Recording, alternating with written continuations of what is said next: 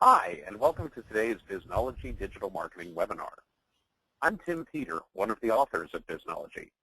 I'm the president of Tim Peter & Associates, an e-commerce and digital marketing consultancy building brands and businesses via the social, local, mobile web. My award-winning work over the last 15 years for companies like Wyndham, Charles Schwab, and others has generated billions of dollars in online revenue. Today, you'll be hearing from Mike Moran, who will present the 7 challenges of social media listing. But before we start, we need to recognize our sponsors. Fundraisers, a full-service digital and social media solutions company that builds brands using proven relationship principles and ROI. Converseon is a leading digital consultancy that provides leading brands socially intelligent analytics, research, consulting, and services to meet business objectives. Gagalamp empowers companies to amplify their social media content by leveraging employees, partners, and resellers. Try Gagalamp for free today. Garris Digital, a full-service digital strategy firm that reaches deeper into the conversation than any other agency anywhere. Meng, the Marketing Executives Networking Group, New Jersey chapter. We aren't just about networking to land a great job. We are about staying current to grow in our careers. Revealed Content is an award-winning cloud services company that provides next-generation text analytics for a social media-driven world. And Tim Peter & Associates, digital marketing leadership to help you succeed in a rapidly changing world. As we wait for more attendees to join, let me review the format of our webinar. Our Biznology webinars last just 30 minutes, so you can easily fit them into your busy schedules. We record each webinar, and we'll email you that link later this week. During our speaker's presentation, you can use GoToWebinar to ask a question. That orange arrow opens and closes your controls. If you have a question, simply type it into the box labeled Questions at any time during the event and press the Send button. I will select a few questions at the end of our webinar and pose them to Mike. While we're waiting for the last few attendees to join, I'd like to remind you that the Biznology monthly newsletter and daily articles are available for free at biznology.com. So if you're not already a subscriber, we do hope that you'll sign up now. Thanks again to all of you for spending 30 minutes with us. We know how valuable your time is, so let's introduce today's speaker. Mike Moran is the founder of Biznology, a well-known expert in all things digital marketing and a senior strategist at Converseon, a leading social consultancy. Mike is the co-author of Search Engine Marketing, Inc. and sole author of Do It Wrong Quickly, How the Web Changes the Old Marketing Rules. Mike is a veteran of IBM, managing groups in IBM.com for 8 years and retiring from IBM in 2008 as a distinguished engineer. So if you've ever struggled with how social media listening can drive smart business decisions, this is the webinar for you. Mike, take it away. Thanks a lot, Tim, and thank you, everyone, for spending 30 minutes with us. So when we think about all the changes that have happened in marketing in the last few years, one of the areas that's changed the most is the way that we gather information about our own brands and our own companies. And social media has really come to the fore. The problem is that there are many challenges in social media listening that if we don't address them, it kind of ruins the benefits that we've all had in mind, all the things that we were hoping that we'll be able to do to reduce spending in market research, to be able to learn more about our customers, to be able to get that information faster and faster. All those things go away if there's more noise and less signal.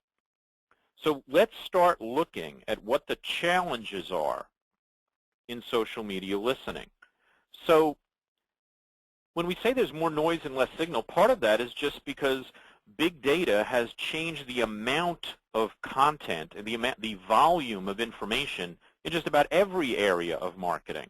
But in social media listening, there are some special problems, and those are the 7 challenges that we want to look at today. So if we start to think about what the challenges are, here's one of the most basic ones, which is, how does a company like Sprint analyze what's being said about them? I mean, look at what's on the left here. Here is a simple search for the word Sprint. And most of what you get back is not about the company. because it's a common word in the English language. So if you don't have the right conversations that you're analyzing, if you were to analyze all of the conversations on the left side of the screen rather than just the ones that are about the company, what would it mean if 60% of those conversations have positive sentiment? It wouldn't mean very much at all, because those are not 60% of the conversations about your company. Those are just 60% of the conversations that have the word sprint in it. So the first challenge is that aggregating the results in social media listening fails much of the time without the right approach, because you have to isolate the right conversation in order to add up whatever statistics you're going to get next. So regardless of how accurate your sentiment analysis is, and we'll talk about that as another challenge later, if you are analyzing sentiment about the wrong content, it's just as if you did a survey and you didn't care which people were in the sample. You didn't try to make sure that the sample was representative of your audience. You just said, hey, first 1,000 people, whatever they say, we'll just figure that out. That'll be what the answer is. And so that doesn't make any sense. And so when you're doing social media listening, you have to think about what you're doing is really sampling the content. And you have to make sure that the right content is in there for you to analyze in the first place. So one possibility that many companies take is to use things called Boolean searches. So they're a little bit different than the searches you'd use in Google. What you might do is say, we're going to look for just the word sprint and phone, or sprint and sell, or maybe the problem is that you're getting all these things for NASCAR races, for sprint cars, and you say, well, how about sprint and not car? And so you can try to come up with these contortions of all sorts of different Boolean queries, but the problem is that, as we show on the right side of the screen, no matter which one you pick, you actually start losing things you really want. So if you say sprint and phone, you lose the one that says sprint sucks, and we're pretty sure that that's about the company. Or if you get rid of sprint, if you say sprint and sell, then you won't see the tweet that says sprint's phones are awful, because when you say and, what you're saying is that the tweet has to have both of those words in it. Well, but how about when you use nots? Well, when you use nots, you have problems too. So you say sprint and not car, and well, what happens when someone says sprint drops the call every time I'm in the car? Well, you don't get that one anymore. And so you can see that no matter what you want to do with Boolean searches, maybe you can make the problem a little better than just looking for sprint by itself, but maybe you're not. Maybe you're actually making the problem worse. So when you do this kind of word spotting, where you're just looking at words, then what you're finding out is that you need the word to have a certain level of uniqueness in order for it to work. So here's an example from Volkswagen. So suppose you're trying to listen to the conversation about the Jetta or the Touareg. Well, that's going to work pretty well, because every time you see that in a tweet, chances are it's really about Volkswagen's cars. Those are not commonly used words, but suppose you switch from that division of Volkswagen and you want to do the same work in the new division you're in. Well, don't switch to any of these divisions. Don't switch to the ones for the Beetle or the Up or the Fox or the Polo or the Golf. Don't switch to those divisions, because think about what kind of tweets you're going to get back if you just say, I want that word in it. Now, obviously, you could say, well, look, this is simple. I won't just search for Golf. I'll search for Volkswagen Golf. And guess what? That will work, because if you search for Volkswagen Golf, all of the things that you get are going to be about the car. The problem is, how many of you are going to miss because people don't use the word Volkswagen because it's a tweet and they're trying to write something really short? So Boolean search really carves with a chainsaw. And so few can do it without getting hurt. And so here's an example of a real Boolean search that I've seen a client try and do, and it's a little scary, Think about the amount of time that went into this. Think about how difficult it was to do, and then start to ask yourself, and how confident would you be in the accuracy of this? Well, we actually tested it, and we said, it was 15% accurate. So enormous effort for not working real well. And so there has to be a better way.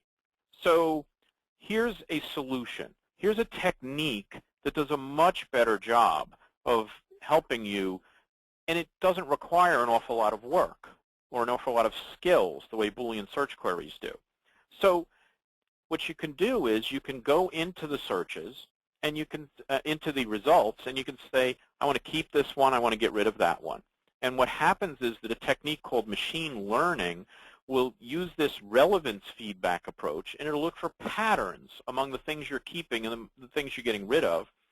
And usually inside of, I don't know, 10, 20 minutes, you can train the system well enough so it can be over 80% accurate. Sometimes it can be in the high 90% of accuracy with, in every case, less than 1 hour's work. And it's not work that you need some kind of librarian who's been trained in Boolean searches to do. It's something anyone can do. So any person who understands what kind of information they're looking for can go in and train the system precisely this way. So what's the second challenge? Well, this word spotting problem that we've identified, it fails for sentiment too. So what would happen if you were Volkswagen and you're saying, hey, I want to find all the negative sentiment about us? So for example, suppose you know that these are actually about Volkswagen because maybe you used that relevance feedback technique we used before, and these are just things pulled out of maybe a larger document like a blog. So if you said, Volkswagen never told me I had no spare tire, or the car handles like I'm steering an aircraft carrier, these are things that you know are negative, but there isn't any word in there that would say this is a negative thing. It didn't say, Volkswagen never told me I had a spare tire, so, I had no spare tire, and therefore they suck. Right? I mean, there's nothing in there that lets people know that you're actually angry with them. We know, because as human beings, we know what the expectations are. We know that you would expect to have a spare tire, and if you don't, that was something that was violated and you're actually angry. But an algorithm that just looks for words won't know that. So this machine learning technique can be used for sentiment as well. So you can have human analysts who are looking at the correct answers. So they are actually coding a sample of all of the tweets out there. And I keep using tweets as an example, but this works for any conversation in social media. It could be for blogs. It could be for anything that you'd be interested in. And so they decide what the correct answers are. So human beings do it. And then the machine learning then can look at patterns that help it identify which things end up in positive sentiment, which ones end up in negative, and which ones end up in neutral, based on the gold data, as it's called in machine learning, the training data that the human analysts have created. And so the machine is trying to learn from the human beings. And so then what happens is, as you develop more and more training data, the machine learning does a better and better job of identifying the patterns. And what happens at that point is that now you've got a situation where the machine can start to do a better job of analyzing this than would normally happen with just an algorithm that was looking at words. So what's the third challenge? Well, word spotting could also fail because the same words mean different things. So we all like unpredictable movies, but, how about unpredictable braking or unpredictable food quality? So you can even find a tweet or another social conversation in which you know exactly which word tells you whether it's positive or negative. The problem is that that word sometimes tells you it's positive and other times tells you it's negative. And so every industry has its own lexicon. So you could imagine that in the restaurant business, unpredictable might not be so good, or in the hotel business, but in the movie business, it's really good. And so you'd really not want to have these words analyzed only as words, but you'd want to understand what's the subject matter that's being talked about so that you know whether that word really indicates something positive or negative. And therein lies the solution. If you can have industry models, if you can have client-specific models where a particular company might have its own model of which things are positive and negative, well, then if you had a model just for the automotive industry, then you would know that unpredictable braking and small legroom and faded interiors were all bad things, and those words are negative. And you could even do this for your own company in case that your lexicon might be different in some ways from the rest of the industry for some reason. What's the fourth challenge? Well, this one's one that a lot of people overlook, which is that whole documents aren't always positive or negative in a uniform way. Now, if you're talking about a tweet, well, sometimes there are multiple expressions inside a tweet, but often there could just be one sentiment in a tweet. But guess what? How about if you're looking at a blog post or a newspaper article or some kind of post on a message board, something that has a paragraph, 3 paragraphs, 10 paragraphs? How about a review of a product? Well, you can't just say that's positive, that's negative. I mean, you can, but it doesn't really tell you a whole lot. And so look at this document here, where part of it is just kind of a news story, but then there's this comment at the bottom that says, you know, Walmart, I'll never buy your meat again. This makes me sick. So this is really a negative comment. Well, but the problem is because there's so many other words in the document that weren't negative, they were neutral, that some vendors are going to call this a neutral post, and they'll just give you one answer for the entire post, and it's neutral. So the solution for that is to actually break up the document into pieces. So you can look at a couple of different areas. You don't have to look at the whole document. You can really try and analyze different passages of text. You can analyze at a sentence level, at a paragraph level. There's all sorts of ways to break the document up and analyze each of those parts. And what you're really trying to do is identify not whether the document is positive or negative, but you want to identify whether there are particular incidents that are in the document that are positive or negative so that you can bring those to the attention of people. If this is all just smushed into neutral, that's not going to help very much because you'd like this to be called to somebody's attention. And so even if just a small part of the document is negative, it could still be worth showing to somebody. Fifth challenge. We've talked about sentiment like it's some kind of monolithic attribute of content, but here's the problem. It often depends on your point of view. I mean, look at this tweet. Thank God I have Verizon and not Sprint. So this is the problem. And so it's like, so is that positive or negative? Well, if you're Verizon, it's very positive. If you're Sprint, not so much, right? So it's not true that everything that you analyze is either positive or negative in some kind of objective way. What's true is that you need to understand the viewpoint that makes something positive or negative. So one of the ways to do that is to tell the system what your viewpoint is. So can you tell the system, I would like to know if these tweets are positive or negative from the point of view of Verizon.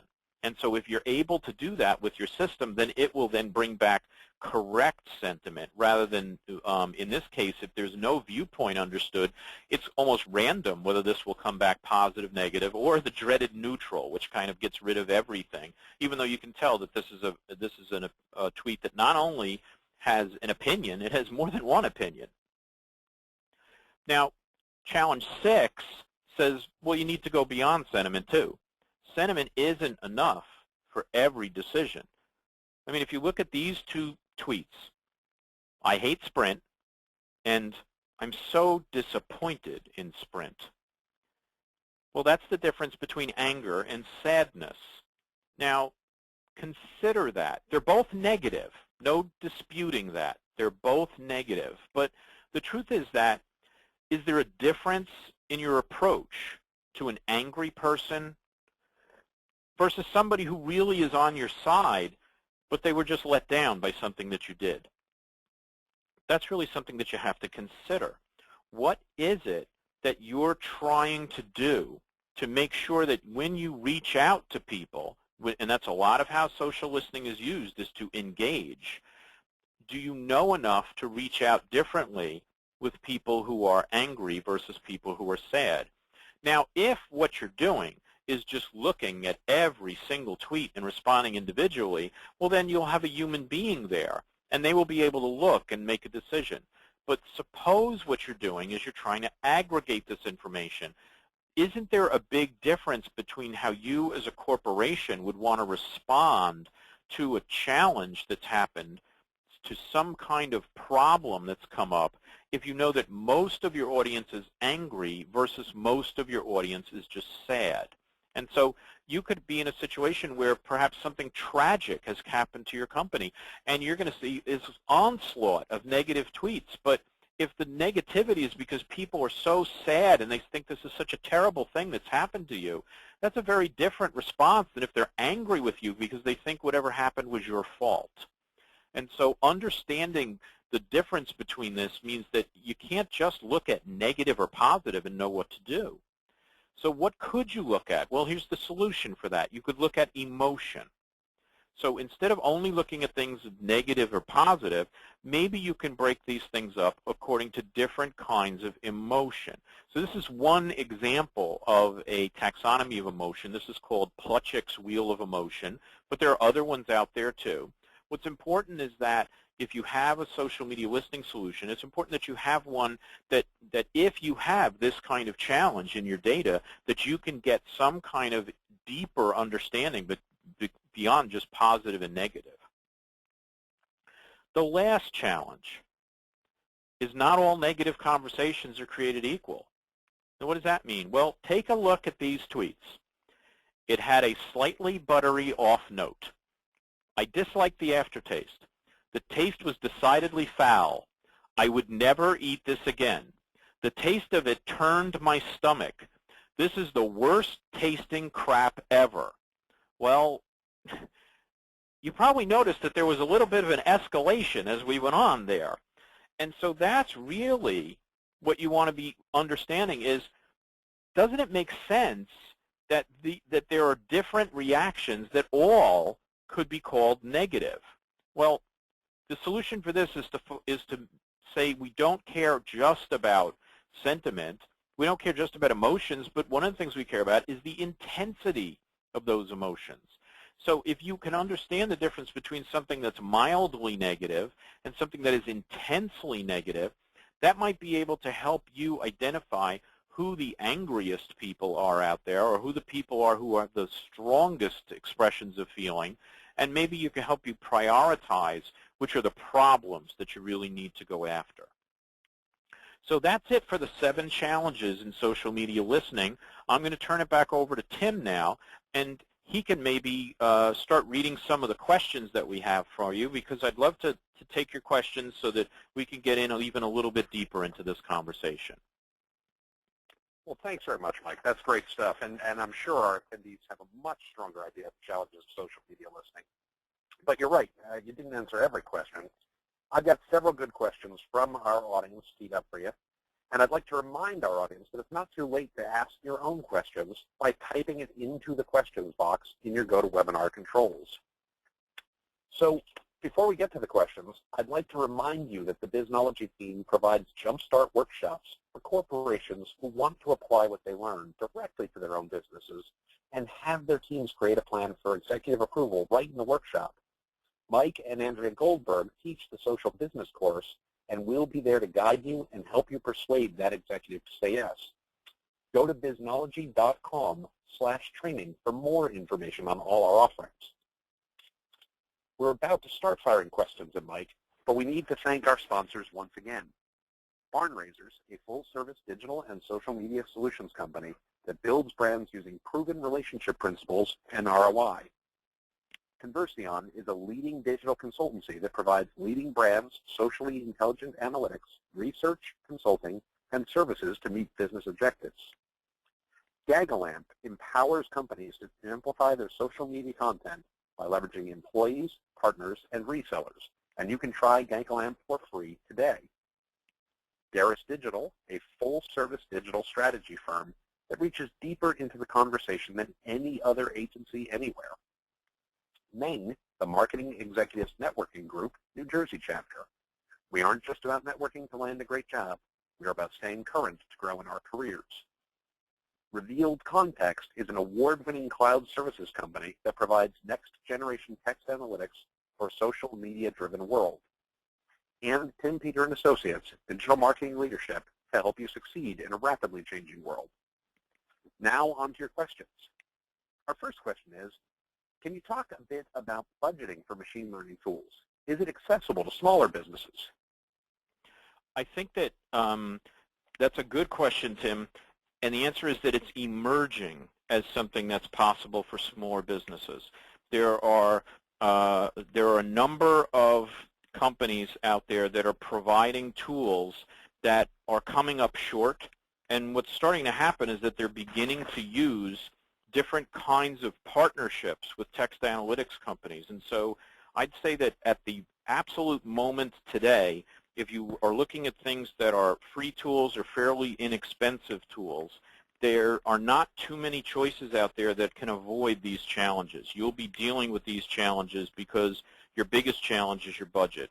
But I'd say if we fast forward a few months or even a year, I think you're going to start to see solutions out there. So one of the reasons to pay attention to this if you're a small business is that you want to be on the lookout as you start to see these solutions emerge. Right now, you're probably saying to yourself, well, I can see how the big companies might be able to have access to these kinds of solutions, but how about me? And what I'm saying to you is that you're right, that the big companies can get this stuff today, but the smaller companies probably need to wait a little bit and see these things kind of trickle down into the more inexpensive tools. Great, Mike. That's fantastic. Let's stay roughly on that theme. Can you talk a bit about ROI metrics that exist to convince senior leaders of the value of these types of tools? I think that ROI is something that depends tremendously on how you're using social media listening. So, for example, I've walked into clients while working with Converseon, who's one of our sponsors today, and we've used some of their technology, which is in that revealed context company that is also a sponsor today, so they can handle some of these areas. And when they ask me those same kinds of questions, what happens is that we have to very quickly get into a business discussion that says, well, what are you going to do with it? So they may say, well, show me what the return on investment is for using this in public relations crisis management. And we'll say, okay, well, can you maybe tell us how you measure return on investment for all the other expenditures you do in crisis management? And at that point, they usually have a dumbfounded look on their face because they don't do anything. And so if you're applying this to a problem that you don't understand the ROI for, you're not going to be able to find the ROI. If, on the other hand, you're applying this to something such as identifying leads for sales, and you know exactly how much it's worth to get a new lead in, well, you can very easily determine the ROI. If you're using this to replace certain kinds of more expensive market research, such as surveys and focus groups with social media listening, well, it's very simple to calculate what the return on investment would be. So in a lot of cases, you have to understand your business to know how you're applying this before you can see what the return on investment will be. But that's what social media consultants are really good at helping you do. Absolutely. Absolutely. I think we have time for one last question, and I'm gonna ask this one the best way I can. What about sarcasm? Can these systems handle things like "it was great," but said in social media sarcastically? And the answer is sometimes. So here's how that can happen. So when you look at how the relevance feedback technology works, it's impossible for anything doing word spotting, like we talked about earlier, to ever handle sarcasm. But when you use the feedback technology, when you use the machine learning, what happens is that if over a long period of time people identify enough instances of different kinds of sarcasm, and they identify that as negative, then what happens is the model eventually builds up so that it can understand that something is sarcastic more often. Now, some of the time you have to be really careful because you might put out a tweet that said, that said something happened. Like, suppose you had a tweet here that said, the Republicans sweep Congress. Isn't that great? Do you know whether that's sarcastic or not? Right. You kind of don't. I mean, you might know if you know who the speaker was, and you know whether they are a Republican or a Democrat. But a lot of the times we say, well, how come it couldn't figure out that was sarcastic? Well, the truth is that a lot of times a person couldn't figure out that it was sarcastic without some knowledge that doesn't come bound up neatly in the tweet. And so we have to understand that there's a limit even to how much people can detect sarcasm. But the truth is that if you build up enough machine learning data around sarcastic areas, so different uses of sarcasm, different kinds of words, you will see that there are different kinds of word patterns that emerge. You will see that there's different ways that people tend to express themselves when they're being sarcastic. And over time, machine learning can do a much better job of identifying that than any other technique can do. Well, that's great, Mike, and no sarcasm intended. That's really good stuff. That is all the time we have for today, I'm afraid. But thanks to Mike for these great ideas, and thanks especially to our audience for your participation and your questions. If any of you had questions that we did not have time to answer, you can email your questions to Eileen at MikeMoranGroup.com. That is EILEEN at MikeMoranGroup.com, and she'll be sure to get them to Mike for the answer. Later this week, we'll send you all a link to the recording of this webinar to listen to again and to share with others. We also invite you to mark your calendars for our next Biznology webinar, 6 Competitive Intelligence Tools from 6 Experts, with Rob Peterson, scheduled for 11 a.m. U.S. Eastern Time on January 13th. We hope everyone has a great holiday season, and we'll see you after the new year. Bye, everybody.